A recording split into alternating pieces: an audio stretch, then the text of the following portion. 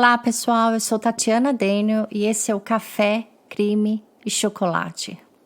Ou seja, coisas que viciam. Confesse, você também é viciado nos três. E se não for ainda, prepare-se. O episódio de hoje é a continuação do episódio anterior que fala sobre o caso da família Todt. Então, se você não conferiu o episódio 20 ainda, por favor, volte, escute aquele episódio primeiro e depois confira esse aqui. Eu também sugiro que vocês deem uma olhadinha nas fotos desse caso no nosso site, no nosso grupo do Facebook ou no Instagram antes de ouvir esse episódio, porque vai ajudar bastante com os detalhes. Eu terminei o último episódio dizendo que surgiu uma notícia bombástica sobre esse caso nos jornais. Trata-se de uma carta de 27 páginas escrita por Anthony Todt a seu pai, Robert. Essa carta foi escrita à mão, porém, como estava escrita com uma letra muito difícil, eu não sei se ele ou alguém que dentro da prisão ou o advogado dele digitou e enviou essa carta ao pai dele. Acontece que todas as correspondências dos presos são colocadas como evidência no processo. E essa carta tornou-se então pública, uma vez que ela está numa parte pública do processo. O conteúdo gera algumas controvérsias no caso, e por mais que a promotoria continue firme com a sua acusação inicial, uma parte do público se vê dividido entre as teorias e apesar dessa parte do público ser bem pequena, eles tomam contas de alguns grupos no Facebook tentando fixar suas convicções. A redação da carta é péssima e a gramática também. Eu não corrigi, tá? Eu traduzi, teve algumas coisas que eu tive que corrigir, como, por exemplo, ele escrevia palavras repetidas uma após a outra, isso eu corrigi, mas eu deixei a carta do jeito que ela tá, porque a gente até consegue analisar um pouco do estado mental e de espírito dele pela forma como ele escreve. Eu nem excluí os palavrões da carta, como eu geralmente faria, porque eu quis ser bem fiel ao documento como ele está no original. Então, se vocês tiverem a impressão de que eu estou simplesmente assim, colocando uma frase atrás da outra, sem pé nem cabeça, é porque a carta está assim mesmo, tá? E outra coisa que é bom lembrar, ele escreveu a carta no dia 19 de junho de 2020 e foi praticamente 10 dias depois dele finalmente se acertar com um defensor público. Antes disso, ele já estava preso por praticamente 6 meses e não havia tido interesse nenhum em escrever nada e nem se comunicar com a família, tá? Ele falou a primeira vez por telefone uma semana antes de escrever essa carta. Lembrem-se disso. Uma semana só, ok? Então, preparem-se para saber o que Anthony Todt tem a dizer.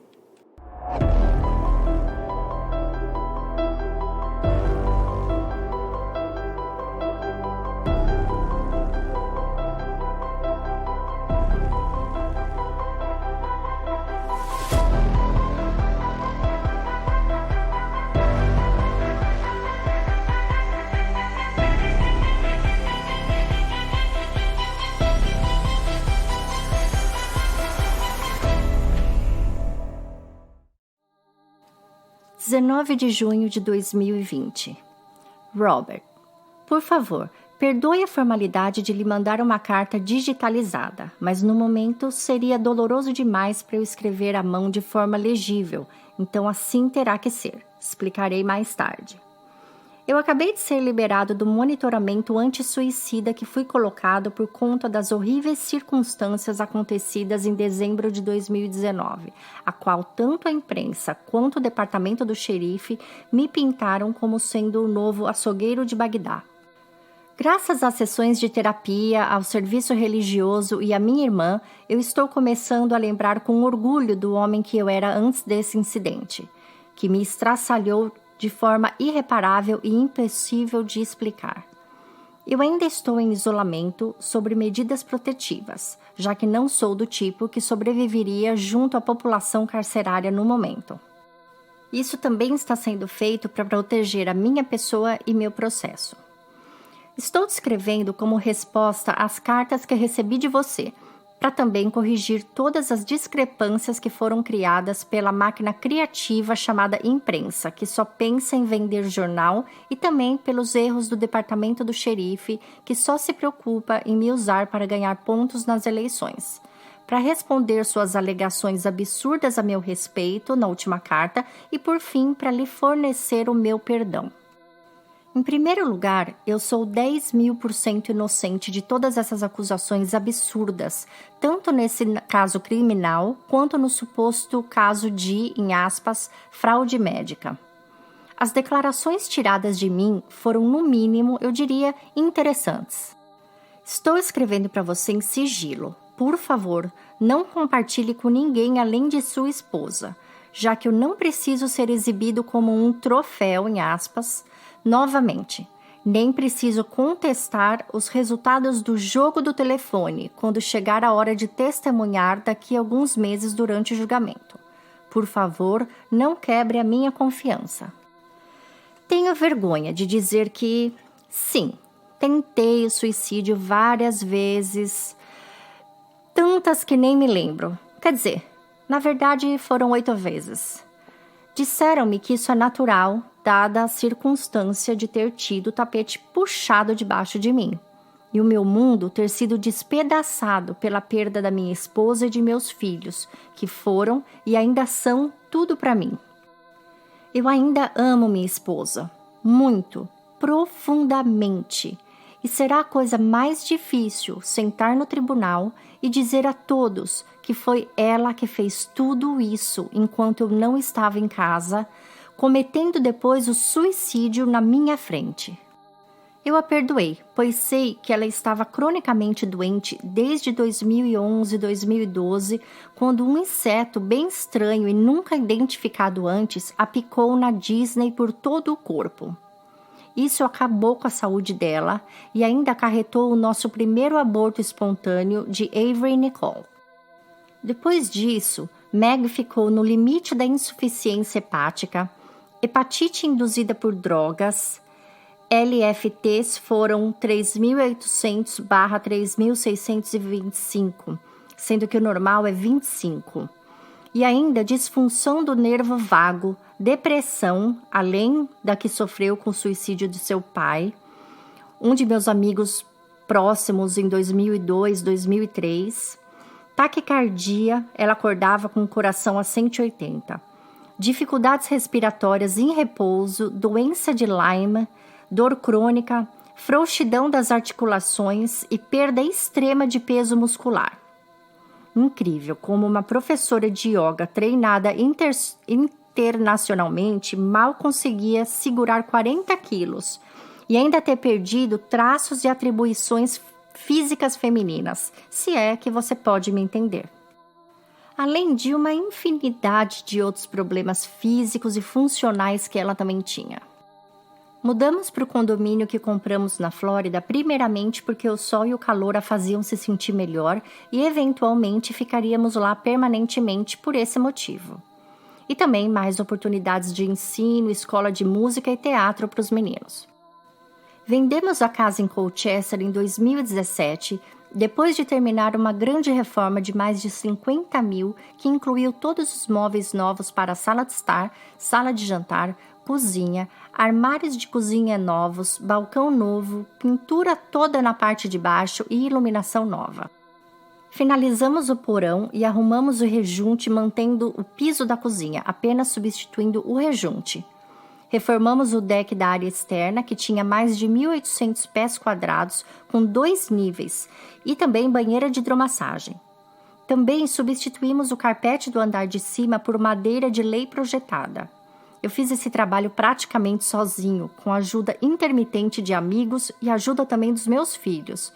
Tudo isso para, em menos de 1 ano após a reforma, ela decidir que deveríamos nos mudar definitivamente para a Flórida. E tudo o que ela queria, eu via como ordem e fazia, pois eu cumpria meus votos de amar, honrar, obedecer e proteger como manda a religião. Em maio de 2019, nós mudamos do condomínio para a casa alugada da Reserve Place, porque o apartamento estava pequeno demais e a casa tinha uma piscina de água salgada que era moda para ela, e um apartamento separado acima da garagem que poderíamos usar para fazer a transição da clínica de Colchester para a Flórida. Não conseguimos vender a clínica pelo valor que ela valia, então eu viajava diariamente. Quando eu chegava a Colchester às terças-feiras, eu trabalhava das 2 da tarde às 9 da noite, atendendo pacientes e depois no escritório até mais de meia-noite. Retornando para trabalhar na quarta-feira no escritório às 6 da manhã, atendendo a partir das 6h30, trabalhando até quase 10 da noite. Eu ficava em um hotel ou no sofá da mamãe, por minha escolha, nas noites de terça e quarta-feira. Eu ficava também no Airbnb de quinta à noite. Geralmente, dormia no escritório mesmo, já que meu voo era na sexta entre 5 e 6 da manhã, para que eu pudesse chegar na Flórida a tempo de pegar Zoe na pré-escola às 11h45 ou fazer alguma outra coisa. Mesmo assim, dormindo pouco, eu dormia em paz onde quer que fosse e sempre que o tempo permitisse. Não era saudável, eu sei disso. Como tenho visto fotos recentes de mim nos jornais, dá para ver que a minha qualidade de vida não estava das melhores. Mas isso era fruto do sacrifício que eu estava fazendo pela minha família e eu não me arrependo. Todos os dias que eu passava na Flórida, eu tinha que aplicar tratamentos de fisioterapia na minha esposa de 3 a 4 vezes por dia. Geralmente, uma sessão das 4 às 6 da manhã, outra no meio-dia e outra das 9 às 10h30 da noite, de vez em quando outra à meia-noite. Eu também dava a ela treinamentos físicos de tolerância de peso e performance. Fazia as compras de mercado e preparava 90% das refeições. Eu deixava 2 tipos de cardápios prontos para que eles comessem todos os dias em que eu não estivesse na Flórida. E deixava prontinho para que meus filhos precisassem somente esquentar no micro-ondas conforme eles tivessem fome durante a semana. Eu era também o que levava meus filhos para as aulas de música às terças-feiras, várias vezes até me atrasando para o meu voo. Além disso, Zoe era levada e buscada na escola por mim todas as segundas, terças e sextas. Os meninos faziam aula de casa de quarta a sexta e Meg só levava Zoe de carro para a escola, menos de 10 minutos, nas quartas, quintas e nas manhãs de sexta. Era uma rotina que eu aceitava totalmente. Eu amava ser marido e pai. Além disso tudo, eu ainda atendia a qualquer necessidade pessoal que a Meg precisasse, dependendo do dia, e isso incluía carregá-la a escada acima para a cama, ajudá-la a tomar banho, se vestir, arrumar o cabelo da Zoe. Eu sei, ficava uma merda. Tudo mais. Eu abraçava a causa. Eu estava determinado que ela iria melhorar e ela achava que todos os dias bons eram incríveis, mas que os dias ruins eram bem mais deprimentes. Nós ficávamos quietos na maior parte do tempo e não comentávamos isso com ninguém porque era assim que Meg preferia. Ela foi criada dessa forma. Como a mãe dela estava sempre bêbada pela cidade e seu avô foi um político democrata importante por 30 anos, ela queria sobre ela os mesmos olhos que a mãe tinha. Por eu ser um homem notável, ela não queria que as doenças dela refletissem na minha posição, e eu respeitava isso. Eu amava minha esposa e a vida dela como era, e, como eu disse antes, ainda sou profundamente apaixonado por ela. Eu sei, isso pode não ter lógica, mas eu não me importo com o que pensam. Tínhamos um amor muito grande entre nós, como o amor descrito, eu creio que por C.S. Lewis, como um depósito, que é um termo grego usado para descrever a família. Eu tenho outras palavras que eu amo na língua grega: filho, amizade, eros, erótico e apago, Deus. Eu e Meg não brigávamos, somente discutíamos coisas. Tínhamos construído uma base de confiança, respeito e admiração um pelo outro antes de nos casarmos. Confiança era algo muito importante para nós dois. desde o início do nosso relacionamento, até por conta dos nossos passados. Ela como a mãe alcoólatra e tendo que viver em silêncio por causa de razões familiares e políticas, e eu por conta do acontecimento de 1980 e 1990, que deixou sérios problemas de confiança em mim. Eu tinha muitos pesadelos, medo e medo das pessoas. Eu duvidava muito de mim mesmo e me questionava se um dia eu também teria problemas de infidelidade. Megan e eu nem fizemos amor até umas semanas antes do casamento, mesmo com quase 8 anos de namoro. Nosso relacionamento era muito próximo e muito especial. Enfim, informações demais, tenho certeza, mas achei que você precisava entender melhor nosso relacionamento. Se eu tivesse lá naquela noite, isso nunca teria acontecido. Por isso, a culpa que carrego e a autocondenação é muito grande. Mas, por eu ter sido egoísta, acabei perdendo tudo que era próximo e querido para mim e continuarei sem quando sair daqui em alguns meses. Quando eu sair daqui da cadeia, estarei saindo sem teto e sem roupas, pois perdi 30 quilos até agora. A imobiliária Blue Sky Realty in Celebration nos despejou formalmente da casa alugada, onde tudo, incluindo nossos móveis, roupas e objetos pessoais estavam. Todas as lembranças da minha família, especialmente dos meus filhos, se perderam. A maioria das coisas podem ser substituídas, exceto o piano da família, que foi da Megan quando criança, e os meninos estavam aprendendo a tocar nele. Zoe estava começando a aprender também. O piano é o item mais precioso do mundo para mim, mas, como fui despejado, eles têm o direito de vender tudo para compensar as perdas e eu os entendo. Minha única esperança é que a venda desses itens seja prorrogada devido ao coronavírus. Assim, eu posso sair daqui a tempo de liquidar a dívida e retomar a posse das coisas materiais. Duvido que isso aconteça, mas estou esperando e rezando muito todos os dias. Em relação ao condomínio que está mobiliado e tem roupas lá, estou enfrentando uma execução hipotecária porque a hipoteca não foi paga desde dezembro. Eu não sei a situação das minhas finanças, já que era a Meg que cuidava de tudo isso. Eu odiava fazer as coisas financeiras. Eu não tinha tempo para fazer nada disso e ela tinha, então ela assumiu o controle total desde 2013, 2014, até mesmo porque ela sentia uma enorme culpa em relação ao acúmulo de contas médicas dela mesma. A maioria dos médicos que ela frequentava eram todos privados. Eu tinha um gigantesco seguro de vida para mim, mas um de apenas 200 a 30 mil para ela. E quando eu sair daqui, esse seguro de vida dela ajudará a consertar as coisas e entrar de volta no trilho.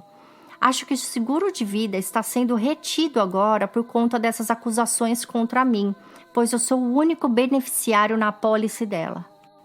Eu só espero que o tempo corra certo e tudo seja prorrogado por causa da situação econômica e devido ao coronavírus.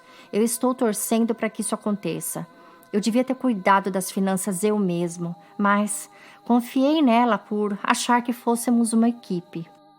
Eu conheço a papelada das seguradoras, sei como todo esse esquema funciona, pois fui eu que configurei a conta online e eu mesma emitia os pagamentos ao longo do tempo, mas tudo bem. Voltando às explicações. Eu não estava em casa com eles naquela noite porque fui egoísta e eu queria fazer um dia maravilhoso, pois a Meg merecia um dia maravilhoso. Desde março ela não acordava bem, sem dores. Desde março não havia um dia que eu não precisava a carregar. Mas naquele dia, em vez de eu tratá-la às 4h10 da manhã, preferimos passar um tempo juntos até a Zoe nos interromper querendo o café da manhã. O dia foi fenomenal. Meg relaxou em casa na maior parte do dia, juntando-se a mim ao lado de fora de vez em quando. E eu passei o dia com as crianças fazendo de tudo, de basquete a futebol, conversando com Princesa Elsa, brincando de estátua, pega-pega, futebol, tudo que você pode imaginar. A Meg ficou ali só assistindo TV, lendo receita, ouvindo música, descansando e fazendo lanche pra gente. Foi o melhor dia que eu já vi em muito tempo, principalmente depois do nosso mais recente aborto em setembro de 2019, do nosso bebê Connor Michael, que foi extremamente traumático para a gente. Ela estava grávida de 8 a 10 semanas e chegamos a levar a Zoe junto no ultrassom para conhecer o Baby Tote. O técnico de ultrassom e o radiologista foram super frios com a gente. Eu não gostei da forma que eles lidaram com a situação. Foi triste como um funeral. Nós estávamos tão felizes por conseguirmos conceber, mesmo sem estarmos tentando. Eu não sabia, mas acredita que uma mulher depois de 40 anos pode ovular o dobro? Eu nunca aprendi isso na aula de educação sexual no colégio ou em qualquer uma das minhas aulas de medicina. Bom, voltando àquele dia em casa. Mesmo a Maggie tendo um dia maravilhoso, eu perguntava a ela toda hora se ela precisava de alguma coisa e se estava tudo bem. E ela respondia, tudo está maravilhoso. Mas quando der, dá para você consertar o sensor do alarme de segurança da casa?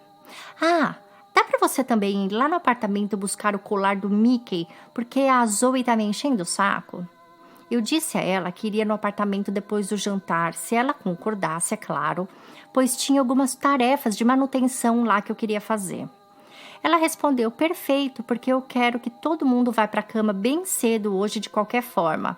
Então, eu resolvi que iria, até mesmo porque todo mundo estava se recuperando de uma gripe.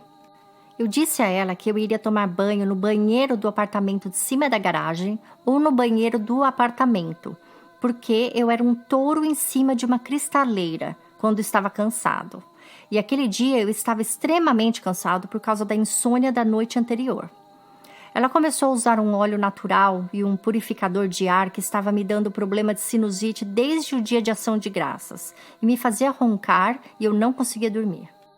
Eu também disse a ela que eu consertaria todos os sensores de alarme numa outra noite depois que os meninos estivessem dormindo, com cola gorila, porque o Tyler toda hora colocava a mão e os quebrava. Ele era meu filho, né? Super energético e ousado. Ele queria que eu fosse fazer paraquedismo com ele no seu aniversário de 16 anos e eu disse a ele que provavelmente teria que ser no aniversário de 21, porque eu teria que tomar muita bebida antes e depois. Já o Alec, ele gostava de carros e queria que eu fosse padrinho de casamento dele um dia. Isso mostra a diferença entre eles. O Alec queria um Camaro conversível azul como o primeiro carro. Depois eu virei para ele e falei, acho que é melhor a gente começar com um Cadillac cor-de-rosa, hahaha. Ele não gostou da piada que eu fiz. Desculpe, eu mudei o script. Espero que você leia tudo isso. Sei que essa carta é bem entediante, dolorosa, mas você tem que saber essas coisas. Você sabia que quando a polícia me prendeu em casa, eles me derrubaram 10 degraus abaixo, algemado pelas costas? Sem querer dizer que eu tive que ouvir um policial dizer ao outro, tá vendo? Por isso que é importante algemar o sujeito. Eu tenho dores extremas nas costas, nos ombros e no pescoço, bem como dor bilateral dos punhos. Estou com danos nos nervos da mão esquerda, entorse do punho direito e estou com uma ruptura do manguito rotator do ombro. Apesar de que eu não sei se o problema do manguito rotator do ombro esquerdo é radicular ou lombar. Também estou com disfunção cerebral, enxaqueca diária e muita dor no corpo inteiro. Não consigo ficar sentado por mais de 15 minutos, tendo que levantar e ficar em pé por outros 15 a 20 minutos antes de conseguir sentar de novo. Também estou tomando Tilenol 600 regularmente. As enfermeiras daqui não querem me dar algo mais forte e eu concordo com elas, porque isso não é bom para a saúde. Eles me deram um outro tipo de medicamento para ajudar na dor, com os nervos, mas eu não conseguia dormir, eu ficava tendo pesadelo, cheguei a sonhar com sepulturas no Egito, então eles mudaram e agora eu não estou tomando nada para o nervo. Então, parte do meu dia eu também faço fisioterapia em mim mesmo e mantenho anotações diárias sobre a minha condição de saúde. Minha cabeça está uma bagunça, mas mentalmente estou saudável e minha saúde também está ótima, exceto os problemas ortopédicos devido à queda da escada causada pela polícia. Minha hipertensão, ecocardiograma, glicose, tireoide e níveis de colesterol estão todos normais. Só vou manter o antidepressivo de baixa dosagem até depois do julgamento. Fiz esse acordo com eles. Eu devo estar vestindo uns 10 números abaixo de roupa agora e tenho o ressurgimento do meu tanquinho, que eu tinha na época que jogava futebol universitário. Então, nesses assuntos de saúde, tudo está bem comigo e o que não está, está melhorando. Bom, voltando no assunto daquela noite. Antes do jantar, eu tirei o nosso carro da garagem e coloquei na rua, pois precisava procurar umas ferramentas para a manutenção lá do apartamento.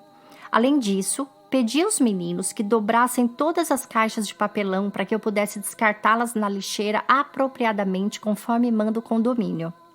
Eu também estava enchendo o carro de caixas e coisas para levar de volta para o apartamento depois do jantar. Meg esquentou as sobras de comida do dia anterior e eu tomei um shake de proteína. Os meninos disseram que tudo estava pronto e Meg implorou para que eu não esquecesse de pegar o colar do Mickey da Zoe. Eu dirigi até o condomínio, literalmente pensando em mim mesmo e como o dia estava lindo e maravilhoso, e como a Zoe ficaria feliz ao ver que eu traria o seu colar de volta. Ao estacionar a van no condomínio, fui pegar as ferramentas e elas não estavam lá. Voltei em casa 5 minutos e encontrei os meninos jogando basquete. Eu perguntei a eles o que havia acontecido que as minhas ferramentas, como eu havia pedido, não estavam dentro do carro. E eles olharam de volta para mim com cara de paisagem. Então, eu apontei para as ferramentas que estavam logo ali ao lado da cesta de basquete. Eles explicaram que não colocaram no carro porque as portas estavam trancadas. Então, eles simplesmente deixaram lá jogadas no chão. Só que, é claro, eles só checaram uma porta do carro, a de trás, que rola no trilho, e não as portas da frente como deveriam. Mesmo assim, eu não fiquei bravo com eles e não fiquei com raiva, pois eu também fazia a mesma coisa com meu pai quando eu tinha a idade deles. Não poderia ficar com raiva deles, pois eu fazia a mesma coisa com frequência. Ao invés de castigá-los, como muitos pais fazem, eu corri atrás deles, lutei com eles, ri e fiz cócega neles. Eles eram ótimos meninos, nunca precisaram que eu os disciplinasse, pois foram criados corretamente. De vez em quando, eles precisavam ser separados um do outro por serem irmãos muito competitivos, mas eles eram maravilhosos com todos, especialmente com a irmã Zoe. Ela também os amava muito. O relacionamento deles 3 era perfeito. Então os meninos me pediram para jogar basquete com eles e mesmo tendo que consertar as coisas lá no apartamento, é claro, eu disse que jogaria. Eu sempre me lembro de um amigo meu fazendo uma daquelas danças country idiotas, que nem a dança do escorregador elétrico que fazem na abertura do futebol. É claro que eu ri dele porque ele realmente parecia um idiota. Esse amigo um dia se virou para mim e disse: "Olha, as crianças só pedem para você fazer as coisas com eles por um curto período de tempo na vida. Depois eles crescem e param. E você não vai querer se arrepender disso no futuro por não ter brincado." Então, lembrando disso, eu parei tudo o que estava fazendo e joguei basquete um pouco com eles. Aí começou a ficar tarde, então eu ordenei que eles entrassem para que eu voltasse ao apartamento com as ferramentas. Antes de entrar, eles disseram que a mamãe estava preparando a sobremesa e que era para eu entrar e comer também. Eu disse que não porque eu estava tentando perder peso, etc. Eu pedi para que eles lembrassem a mamãe que eu iria dormir no apartamento ou no kitnet. Então, os abracei, beijei e voltei para dentro do carro. Ao chegar no estacionamento do apartamento, ainda ali sentado no banco do motorista, me deu uma vontade de tirar uma soneca. Estava cansado. O botão da soneca do celular tornou-se meu melhor amigo. Mas aí eu percebi que eu estava com meu iPod, não com meu celular. Porém pensei, a Meg ainda consegue saber onde eu estou pelo botão da função encontrar meu aparelho. Então, não fiquei muito preocupado. Mas de repente, percebi que o iPod estava sem bateria. Acordei com o sol da manhã e em pânico. Muito pânico, sem saber direito que horas eram. Mas com certeza eu já tinha perdido a sessão de exercícios terapêuticos com a Megan das 4h40 da manhã. Eu já me imaginava em pé, diante dela, levando broncas, como sempre acontecia cada vez que eu fazia algo errado ou esquecia de fazer algo. Só que acho que dessa vez a bronca seria muito maior.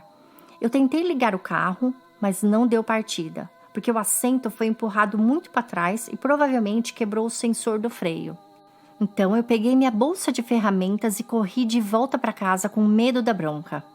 Voltei para casa, coloquei minhas ferramentas na garagem e notei que o nosso carro elétrico novo estava lá. Quando eu entrei em casa, encontrei a sobremesa toda derretida e restos de pratos pela mesa. Era uma espécie de torta de pudim de frutas com crosta de biscoito. Parecia muito bom, como todas as sobremesas que a minha esposa fazia, mas o cheiro estava horrível. Talvez porque aquilo era uma torta de Benadryl. Eu nem sabia que Tylenol PM e Benadryl congelavam. Então, nessa hora, eu fui no banheiro de baixo fazer xixi. Fui recentemente diagnosticado com diabetes 2, mas agora está tudo sob controle, estou tomando Noline. Na TV estava passando um programa da ESPN falando sobre futebol universitário e eu reparei porque o Alec e eu sempre tínhamos algum tipo de aposta esportiva. Esse programa era sobre o Joe Burrows, que joga para o LSU. Sobre ele ainda ser o número 1 e tal, porque ele é vencedor do Heisman, exatamente como eu havia dito. Só que o Alec havia apostado no J.H. do Oklahoma, Alabama, porque o currículo dele é bem mais diverso e ele é mais simpático. Se eu ganhasse a aposta, ele teria que comer uma pizza de pepperoni. Se ele ganhasse, eu teria que comer um prato de frutos do mar que ele escolheria. E ele prometeu que escolheria um com bastante tentáculos. A gente se dava bem, mas ele queria competir comigo o tempo todo. Tipo, eu torcia pro Yankees e ele, é claro, tinha que torcer pro Red Sox. Coisa assim. Desculpe pela extensão da carta, mas achei que já que a Chrissy havia te procurado, acho que quando eles estavam procurando por mim, e porque você contatou o Hartford Courant para aquele artigo, deveria então saber de todos os detalhes. Porque se eu quisesse meu nome na imprensa, eu mesmo teria feito uma coletiva de imprensa meses atrás. Mas fui informado pelos meus advogados, que por acaso é um dos melhores do estado, que essa não é a maneira adequada de lidar com o caso. Então eu só fico aqui parado fazendo uma lista de pessoas e veículos que eu pretendo processar quando eu sair. Além disso, estou escrevendo essa carta por recomendação do pastor, conforme eu explicarei mais tarde. De qualquer forma, continuando aquele dia. Eu saí do banheiro quando eu fiz xixi e encontrei a Meg no topo da escada. Corri até ela, pronto para explicar por que eu não estava lá antes. Mas ela começou a chorar e sorrir ao mesmo tempo, dizendo: "Você está vivo, eles não te pegaram." Fiquei confuso nessa hora e vi que ela estava vestindo a minha camisa cinza da Hydroworks. E havia uma mancha de sangue na camisa. Eu perguntei o que estava acontecendo, se as crianças estavam bem, e ela disse que estava tudo bem. Ela disse que as crianças estavam bem e que tudo estava bem. Estava todo mundo bem. Agora que eu estava lá, tudo estava bem. Aí ela me levou para o quarto e começou a me dizer que na noite anterior ela estava meditando e que durante a meditação ela teve uma visão. E que na visão dela o mundo estava começando a acabar e que teríamos vários ataques e de repente até uma invasão. Na visão dela, eu havia sido capturado e seria morto, mas às crianças havia sido concedida a salvação. Só que as almas delas precisavam ser libertadas. Ela disse que porque ela estava mais doente do que todos nós, a visão estava avisando que ela não seria forte o suficiente para lutar nessa guerra que estava para vir e sobreviver. Ela disse que havia se tornado cada vez mais espiritual nos últimos anos e que estava em busca de orientação devido à sua doença. Olha, eu posso escrever um livro inteiro sobre isso, mas eu não acreditava muito nessas coisas da Megan. Só que para que ela se sentisse melhor, eu até fingia que acreditava. Eu até disse para ela: olha, eu respeito a sua busca, desde que isso não envolva sacrifícios, essas coisas. Mas eu a apoiei. Para encurtar a história, foi ela que deu a eles a torta de Benadryl com Tylenol aquela noite. E aí ela separou os meninos, acordou às 11h30 da noite, esfaqueou os meninos e também sufocou cada um deles. Quando ela me disse isso, eu corri para o banheiro e vomitei. Mas ela me interrompeu e continuou a me contar o que tinha acontecido. E depois, ela ainda quis que nós dois sentássemos e meditássemos juntos. Mas eu disse para ela que não.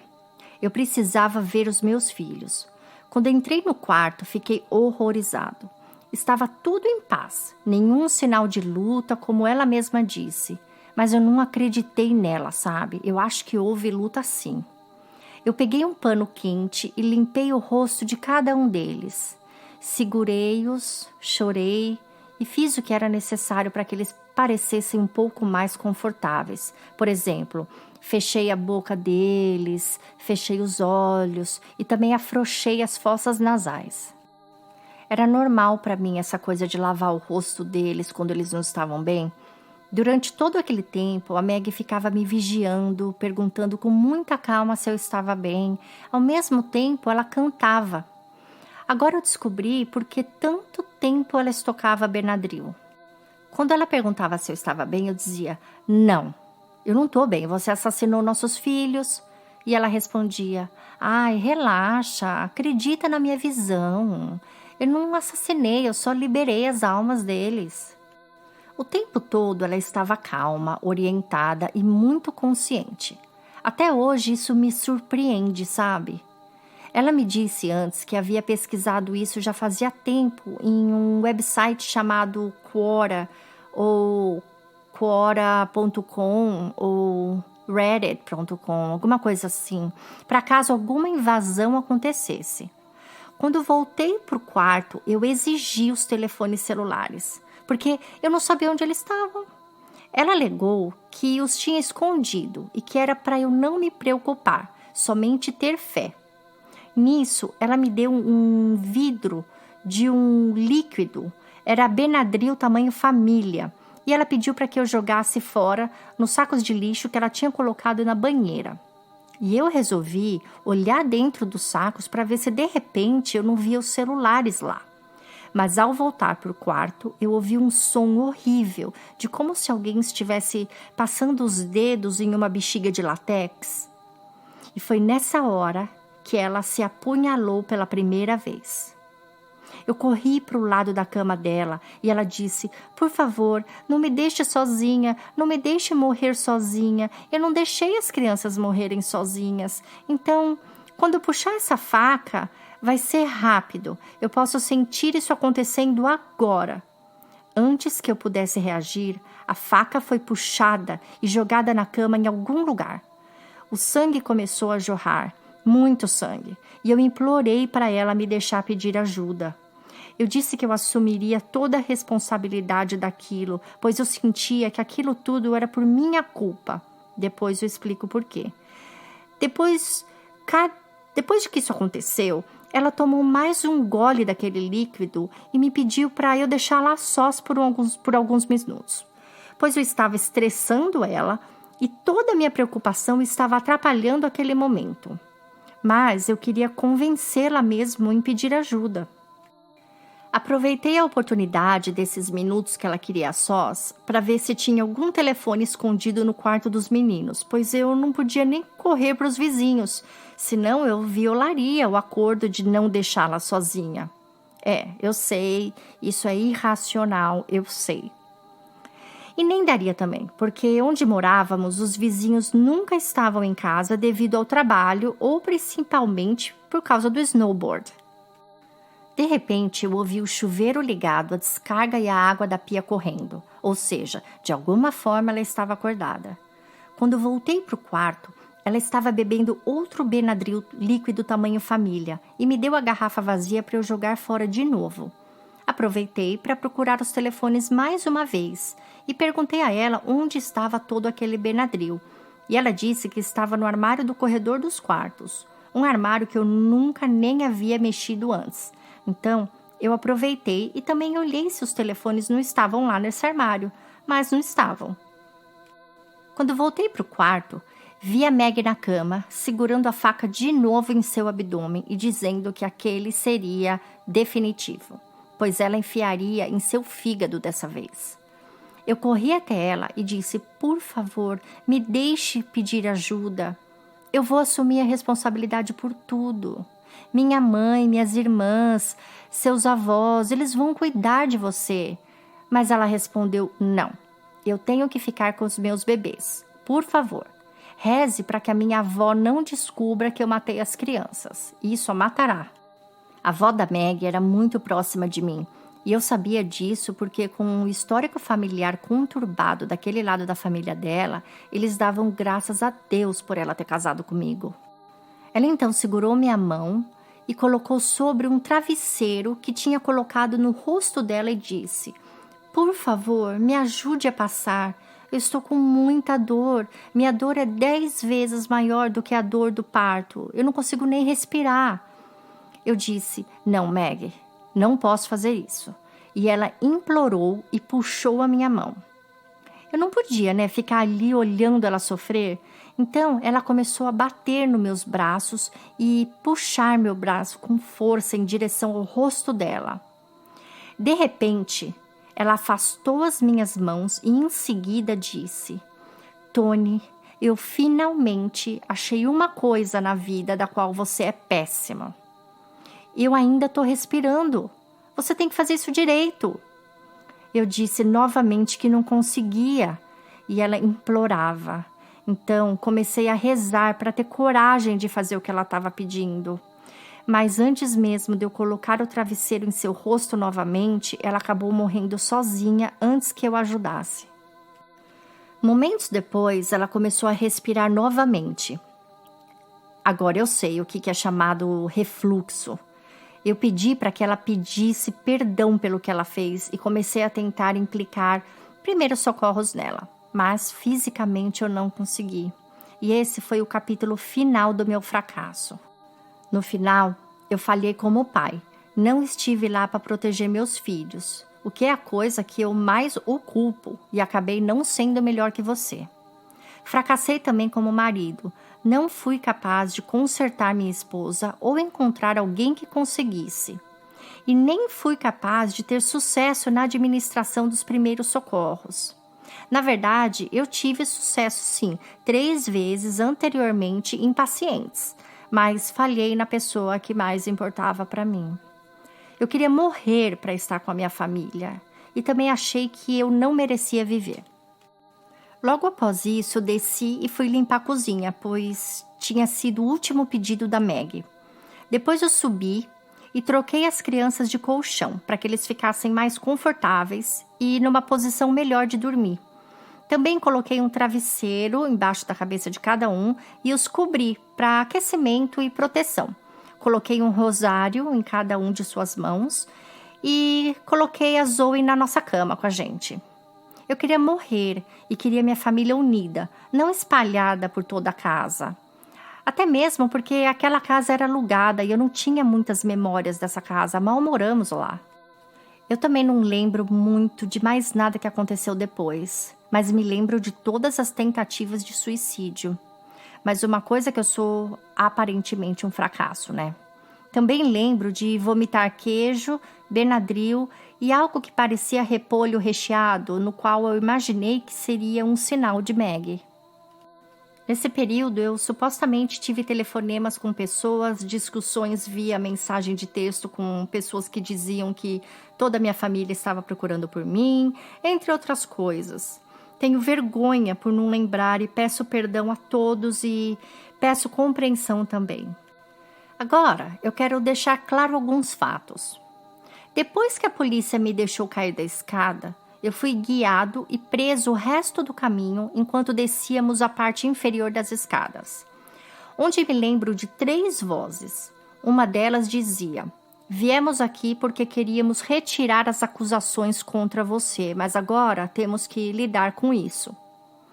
A segunda voz me disse: temos um POD esperando por você com 4 outros caras. E eu nem sabia o que significava a palavra POD, até agora em março. E o terceiro perguntou: por que você não atendeu a porta quando estávamos batendo?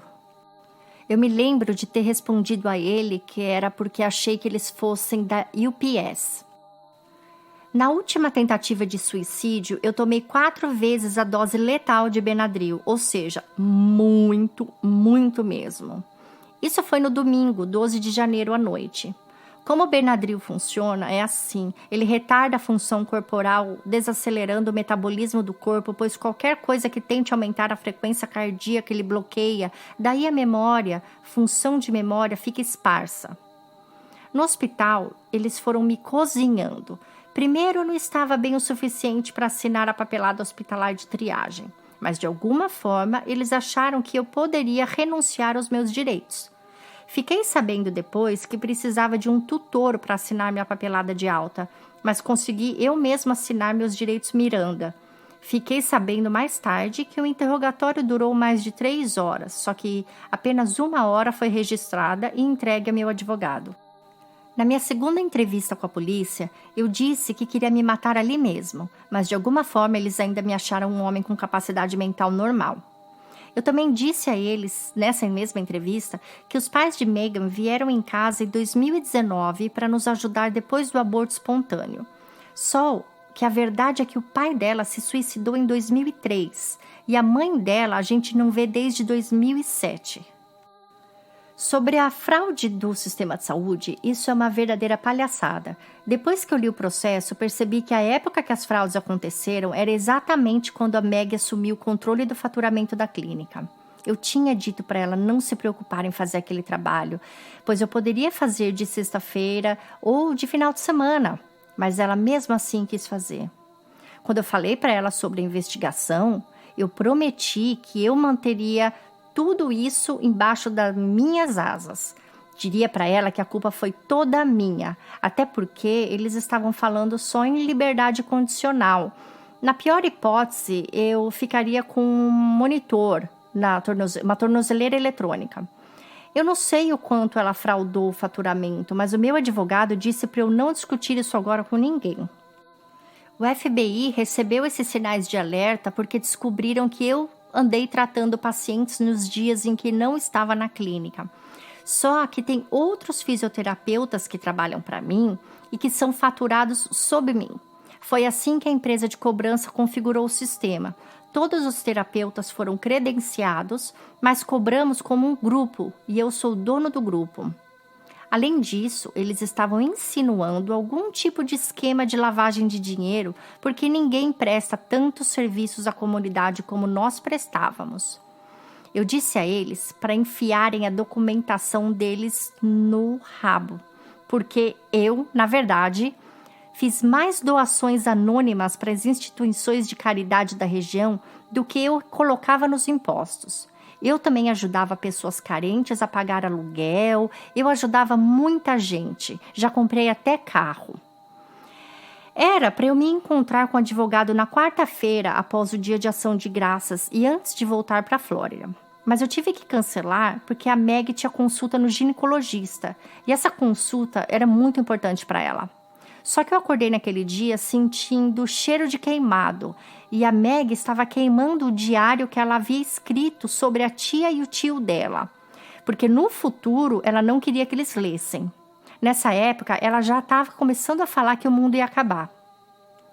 Aí, depois de sentir o cheiro de queimado, eu descobri que ela tinha ligado no ginecologista e cancelado a consulta porque ela não queria minha ajuda para nada. Eu pedi então para que ela achasse um médico novo em Gainesville. Com relação ao Natal, a gente tinha decidido cancelar o Natal e passar o Natal mais para frente para poder juntar com o aniversário do Tyler. Aí durante esse tempo todo de Natal e acontecimentos de janeiro, eu nem me lembrava mais da investigação da fraude do sistema de saúde. Só lembrei quando me mostraram o artigo de jornal, o qual você ligou para o Current. Só em março desse ano eu soube que enfrentaria 1 a 2 anos de prisão se fosse condenado. Eu não sabia nada de prisão antes e não teria feito nada por conta disso. Eles me deram essa carta em novembro em Colchester, mas eles também me deram a opção de abrir a carta ou não. E eu fui para a Flórida sem abrir. Acabei até esquecendo dessa carta. Fui descrito como psicótico na minha chegada à prisão pelo chefe do aconselhamento de saúde mental e não me lembro da maior parte do tempo no hospital. Também não tenho nenhuma lembrança da delegacia de polícia. Como então, nos meus primeiros 5 a 7 dias aqui na prisão, de alguma forma, eles me acharam competente para dar declarações? Ah, deixa eu te contar que meus advogados fizeram um picadinho do promotor em nosso primeiro pré-julgamento na semana passada. E agora eles estão indo atrás da supressão das minhas declarações. Nós fomos limitados devido ao coronavírus, mas eles já agendaram um pré-julgamento para 16 de dezembro de 2020 e o julgamento final deve ser em janeiro. Mas meus advogados vão mover tudo até outubro. Uma vez que eles descobrirem como a seleção do júri vai funcionar por causa do corona, muita coisa vai acontecer. Se a acusação estiver usando a parte financeira, eu simplesmente desisto. Chamo tudo isso de... Aí, outro palavrão que não dá nem para falar. A Meg cuidava das finanças e tudo que eu sei é que ela entendia e ela era boa nisso. Ela sabia o que estava fazendo. Ou seja, pelo menos ela devia saber. Eu confiava nela. O que será que aconteceu? Nós até tínhamos dívidas de cartão de crédito que estavam orçadas e planejadas para serem pagas de janeiro de 2020 a junho de 2020. E tínhamos 2 empréstimos comerciais que estavam para ser pagos no início de janeiro. Fora isso, tínhamos a hipoteca do condomínio com o Banco Wells Fargo, só sei o nome do banco, não sei nem a senha, porque a Meg sabia de tudo. Ah não, essa senha ela me contou, mas ela me contou só essa senha. O aluguel da casa da qual fomos despejados por não pagarmos dezembro e janeiro, obviamente, o aluguel do escritório, aluguel da casa, folha de pagamento dos funcionários... Pelo que entendi, tudo foi pago até dezembro. Eu não ficava gerenciando a Meg, eu não precisava, eu confiava nela mesmo. Mesmo que a gente tinha problema financeiro, eu confiava nela. Tenho uma família que me ajudaria e não me opunha a trabalhar mais se precisasse. Tive que fazer isso para terminar de pagar a universidade, pois você perdeu o direito à bolsa. Nunca me preocupei com isso e nunca te julguei. Apenas trabalhei mais e mais para pagar eu mesmo a minha universidade. Acabamos de investir dinheiro na reformulação do nosso site e no programa de marketing da clínica, e estava dando tudo certo. Em menos de um mês, teríamos recordes de avaliação de pacientes novos e também de pacientes já agendados. A nova equipe que contratei estava com a agenda lotada. Cancelei a volta naquela primeira semana, como disse a você, e cancelei na semana seguinte ou na mesma para cuidar da minha família. Eu sei, dessa forma que eu estava trabalhando e lutando, eu estava mesmo era causando meu próprio ataque cardíaco. Tá, tudo bem, eu tirei folga do feriado de ação de graças até o Natal e Ano Novo. Estávamos com dívida de mais de 250 mil, eu sei, não deveria ter tirado esses dias de folga. Mas não se preocupe, que diferentemente de outras pessoas, eu sei cuidar das minhas dívidas e da minha vida. Eu espero que essa pequena carta responda a maioria das suas perguntas, já que é apenas um resumo, acredite. Eu e a Megan tivemos um casamento incrível, apenas prejudicado por sua doença, que eu aceitei de braços abertos, pois estava determinado a encontrar uma cura para ela. Aqui na cadeia, eu tenho passado o meu tempo ligando para minha irmã e para o tio Martin, escrevendo meu próprio livro e montando o planejamento de uma organização sem fins lucrativos que eu quero fazer em memória da minha família. Vai se chamar Vivo e em Paz, dedicado a fornecer recursos e serviços para quimicamente doentes, não apenas para doenças cardíacas e câncer, como todo mundo faz. Eu também trabalho no meu próprio processo diariamente. Estou ansioso para voltar para casa, seja qual for a forma e onde quer que seja. O outro motivo pela qual te escrevo é para oferecer perdão a você e a oferecer um frágil ramo de oliveira. Não sei que tipo de relacionamento quero com você, ou se algum dia irei querer, mas te ofereço meu perdão por não estar lá para nos proteger naquela noite de 19 de março de 1980. Embora eu também não estivesse na minha casa na noite que a minha família precisava de mim, mas por diferentes razões. Não posso me perdoar se primeiro eu não te perdoar. Os acontecimentos daquela noite de 1980 não são meus para perdoar, pois eu realmente não sei o que aconteceu e realmente não me importo mais nesse momento. Não mantive contato com você porque preferi resolver essas questões internas sozinho. Como eu posso hoje ser um adulto, tendo o adulto que você foi como exemplo? Me usando como um troféu no funeral da tia Glória, mesmo eu te dizendo que eu não queria estar lá. Eu sempre te achei um narcisista pomposo e babaca. Eu não queria ter relacionamento nenhum com você. E mesmo assim, aqui estou eu, te estendendo esse frágil ramo de oliveira e veremos. Tente dessa vez não me decepcionar.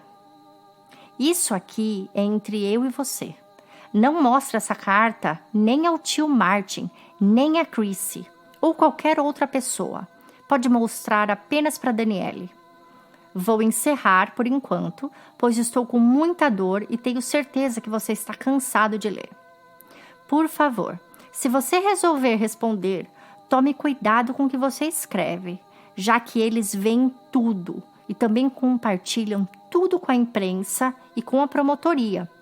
Todas as minhas correspondências estão sendo monitoradas. Tony.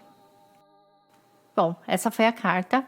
E ainda tem no processo 2 gravações de ligações entre ele e essa irmã dele, Chrissy, onde ele pede para ela procurar o colarzinho do Mickey e para ela achar as roupas dele no apartamento. E ele pede para ela guardar essas coisas. E ele fala tão baixinho que não dá muito para entender o que ele está falando, né? Até porque ele sabe que está sendo gravado. Bom, o que eu vou fazer agora, pessoal, é... Essa carta, eu não quero dar minha opinião nisso, né? Porque, afinal de contas, esse caso não foi a julgamento ainda. A gente não sabe nada, praticamente. Tudo que tem no processo agora são coisas que a justiça autoriza a imprensa a ficar sabendo. Mas o grosso mesmo, a gente só vai saber no dia do julgamento mesmo. Só tem algumas coisas que eu quero pontuar aqui, em que, comparando com o que a gente tem, que são as autópsias e algumas entrevistas que a imprensa fez com ex-funcionários da clínica e com algumas pessoas da família, que essas entrevistas também foram publicadas, eu vou pontuar com relação a essa carta dele, tá? Então, eu grifei algumas coisas aqui e eu vou só comentar com vocês as coisas que eu grifei.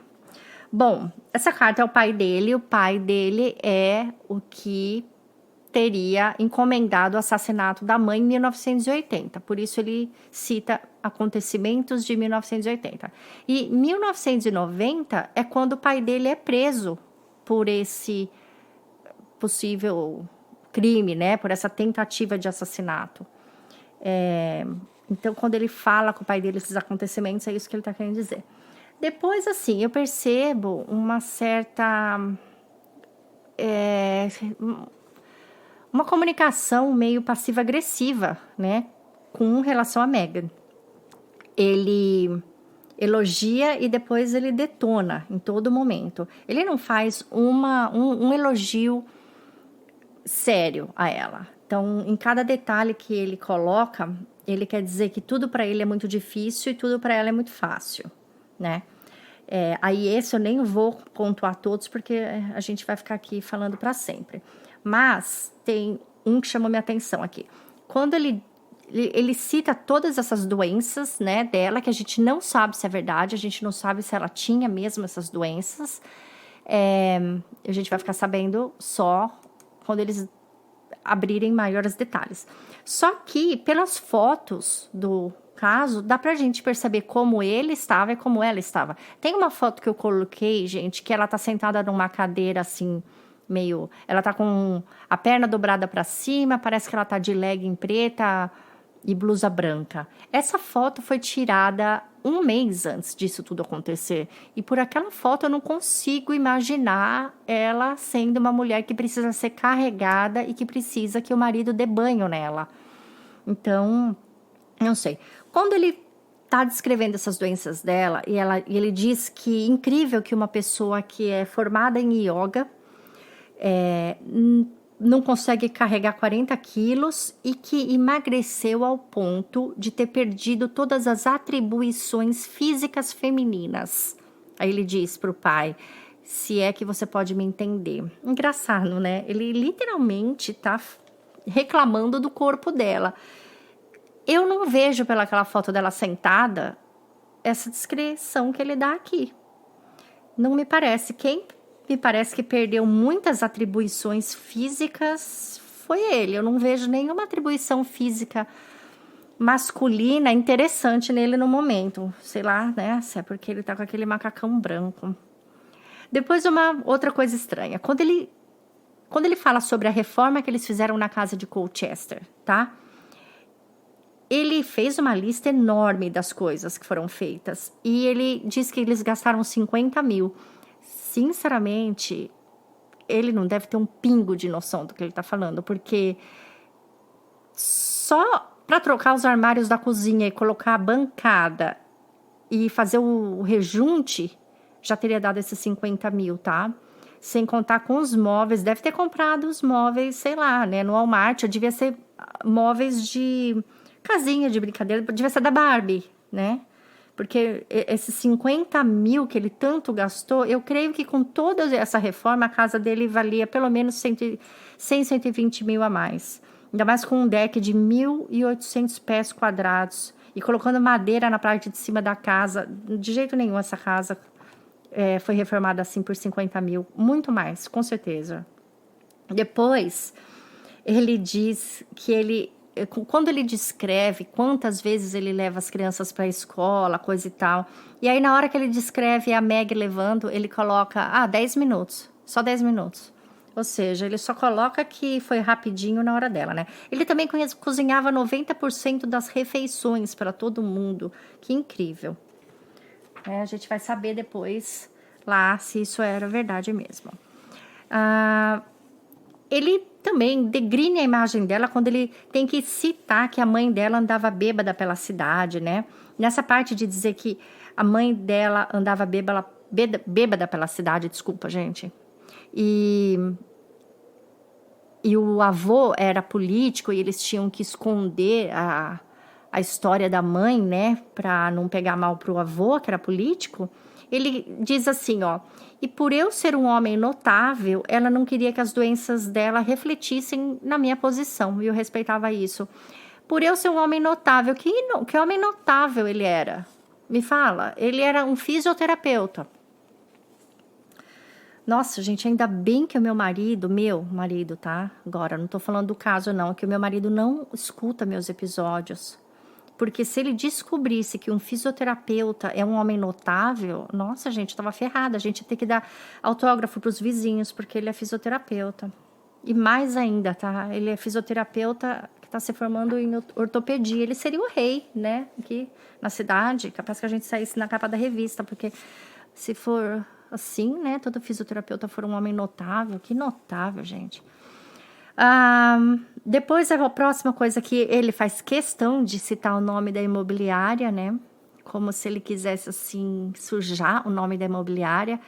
Desculpa, querido, mas a imobiliária tá fazendo a coisa completamente certa, né? A pessoa aluga a casa para você, o que ela espera é o aluguel. Que mais? E a imobiliária tá fazendo o papel dela. Imagina se ele fosse o dono da casa e a imobiliária não fizesse o papel, como seria? Depois ele diz que a hipoteca deles, do apartamento, né, que eles eram donos e estava financiado com o banco, não era paga desde dezembro e por isso eles estavam recebendo ordem de despejo. Não. Eu já fui corretora aqui nos Estados Unidos. Eu sei que, e também, né, eu tenho casa em hipoteca. Ninguém tira uma família da casa porque você deixou de pagar um mês, gente. Não é assim, não, tá? É de 6 meses para frente. Tem gente que tá morando assim há mais de um ano na casa que não paga. Porque é uma série de processos para você tirar uma família, ainda mais quando tem filhos e quando essa é a sua única casa, tá? Eles não tinham mais nenhum imóvel em Colchester e a outra casa eles estavam alugando. Então, não, você não me engana. Amigo, depois... Aqui, né? Quando ele cita esses horários que ele fazia sessão de fisioterapia com a Meg, ele cita 4h10 da manhã, 4h40. Eu não sei, assim, né? Olha, eu tenho um horário amanhã, 4h10 da manhã, eu tenho que tratar minha esposa. Por que o 4h10 não é 4h40, não é 4h30? Eu não sei, né? Ele coloca esses minutos. Eu não sei se é porque alguma coisa ali nas evidências já tem, sabe? Alguma questão de horário. Por exemplo, registros de celular, mensagem trocada com alguém, ou então alguns dados de alarme de segurança, a gente não sabe, né? Diz que o alarme estava quebrado. Vamos procurar saber, mas eu acho muito estranho isso assim, eu tinha que acordar 4h10 para fazer terapia com ela. Depois, qual é a próxima? Bom, esses abortos eu não sabia, né? Eu grifei aqui por alguma razão. E tá, né? Lembrei do que foi. Se eles estavam com uma situação tão difícil de dinheiro e ela estava tão doente assim, como que ninguém estava se cuidando, né? Porque quando ele dá aquela lista de doença dela, que ela mal consegue levantar, mal consegue tomar banho sozinha e tudo mais, eu me pergunto, né? Como assim, grávida de novo, está super feliz com a gravidez? Sendo que o seu marido não mora nem com você. Eu acho estranho ele dizer que eles estavam felizes. Eu até acho estranho essa gravidez. Eu não sei se é verdade, não. Não sei como funciona, se a autópsia consegue descobrir se uma pessoa esteve grávida 4 meses antes de morrer. Sei lá, né? Eu só achei meio fora, assim, do contexto que ele conta, sabe? As discrepâncias. Estamos felizes com o bebê, mas em compensação minha mulher tá tão caindo aos pedaços que tá destruindo o nosso mundo. Isso eu achei um pouquinho estranho. Depois ele diz... essa parte. Que ele pede para as crianças avisar a mamãe que ele vai tomar banho ou no banheiro de cima da garagem ou no banheiro lá do apartamento. Porque ele era um touro em uma cristaleira. Eu não sei o que ele quer dizer com isso, tá? Touro em uma cristaleira. Eu perguntei pro meu marido, porque isso aqui foi traduzido, né? A carta dele é em inglês. Eu perguntei pro meu marido se tem um dizer chamado ser um touro em uma cristaleira. O Brian disse que isso aqui é uma questão de a pessoa ser desastrada. Mas eu não entendi, gente, o que essa coisa toda tem a ver aqui com essa carta que você tá mandando pro pai de dentro da cadeia depois de você ter matado a sua família inteira. Tem muita coisa aqui fora do lugar, sabe? Tem muita coisa nessa carta que não tem nada a ver uma coisa com a outra. Informação totalmente desnecessária. E essa aqui eu também. Inclusive, quando ele fala que ele vai colar também o alarme que ela pediu para ele consertar com cola Gorilla. Gorilla é uma marca de cola que tem aqui, tá? Não é tipo Super Bonder, não, mas é uma cola melhor. Eu não quero fazer propaganda de cola aí do Brasil, mas quando fala em cola assim, de escola, eu já penso em uma marca, né? Começa com T. Aqui a Gorilla é essa, sabe? A principal. Ele deixa um pouco claro, na minha opinião, uma preferência por um filho, tá? Na forma que ele fala de um e de outro. O filho mais velho, ele sempre demonstra uma certa, assim, rincha entre os dois, tanto na aposta que eles fizeram, quanto nessa brincadeirinha de o filho dizer que ele quer um Camaro azul conversível, ele fala, não, vou te dar um rosa, hahaha, mas ele não gostou da piada, para variar, ele fala, né? E esse, gente, foi o filho que lutou, tá? Ele é o único que tem marcas de defesa na autópsia. Enfim. Acabou dessa página. Depois aqui, quando ele diz aquela coisa super estranha de que ele tinha um amigo que fazia uma dança estranha e ele chama o amigo de idiota. E depois ele diz que o amigo vira para ele um dia e diz assim, abre aspas, as crianças só pedem para você fazer coisas com eles por um curto período de tempo na vida. Depois elas crescem e param, e você não vai querer se arrepender no futuro por não ter brincado. Primeiro, o amigo deve ter falado isso para ele em algum momento onde eles estavam juntos e as crianças foram chamar ele para brincar e ele disse não. Porque caso contrário, por que o amigo teria dito isso, né? Então, ali já dá uma dica pra gente que isso já acontecia. O que eu não vejo nada de errado, tá? Quem tem filho sabe, a gente não pode brincar toda hora, né? A criança vem e fala, vamos brincar ali, você tá conversando com o amigo no churrasco, tipo, não dá, né? Então, o amigo deve ter falado isso pra ele em alguma situação dessa. Só que, gente, essa é uma frase que desperta um arrependimento. Ó, faz agora, porque senão você vai se arrepender mais pra frente.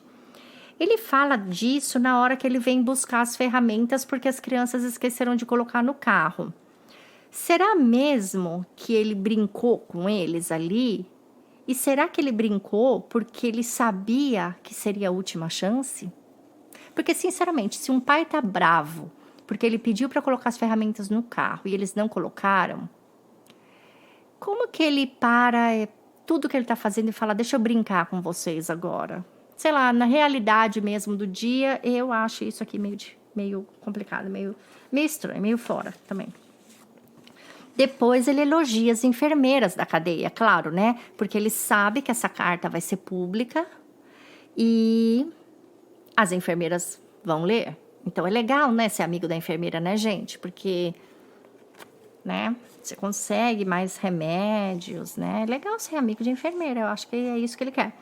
Aliás, até falando nessa coisa das enfermeiras lerem. Ele começa essa carta pedindo, por favor, pro pai dele manter essa carta em sigilo, tá? Que é só entre eles. Só pode mostrar pra esposa. Só que ele termina a carta dizendo que pra tomar cuidado com a resposta, porque essa carta é pública. Que todo mundo vai ver, a imprensa, tudo. Então, né, a gente não consegue entender se ele quer que a carta apareça ou não. Para mim, ele escreveu essa carta aqui porque ele quer direitinho mandar o recado dele para várias pessoas aqui dentro. Ele quer. Tá, não vou falar mais nada. Depois a gente pula aqui para. Ah, tá, né? Ele para a carta que ele tá explicando a morte dos filhos dele, né? Para comentar que ele tá 10 números mais baixo de roupa agora, né? Que coisa importante. E que ele tá até com o ressurgimento do tanquinho, que ele colocou tanquinho em aspas, que ele tinha na época que jogava futebol universitário, deve fazer muito tempo.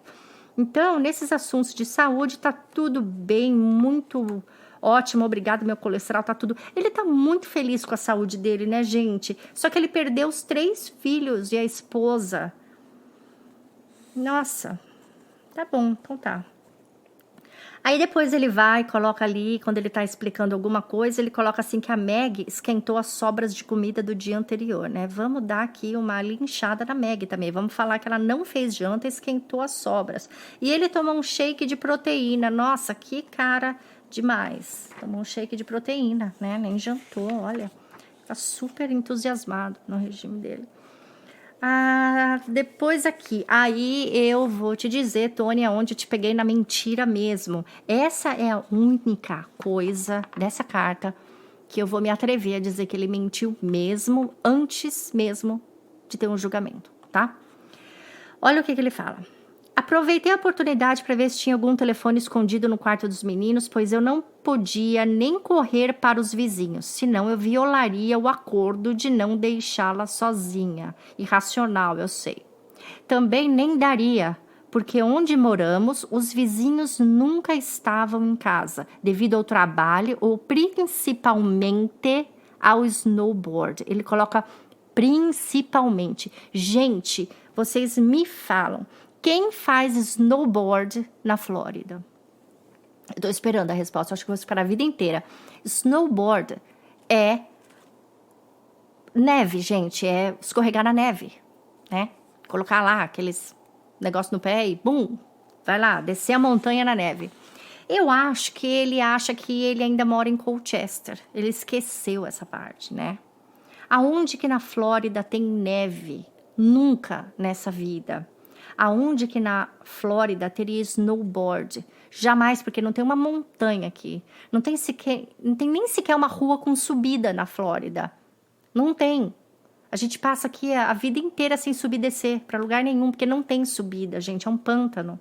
Então, coitada dessa família, ele não pôde pedir ajuda para salvar ninguém, porque ele achou que os vizinhos estavam fazendo snowboard. Meu Deus. Então tá. Agora aqui, depois, né?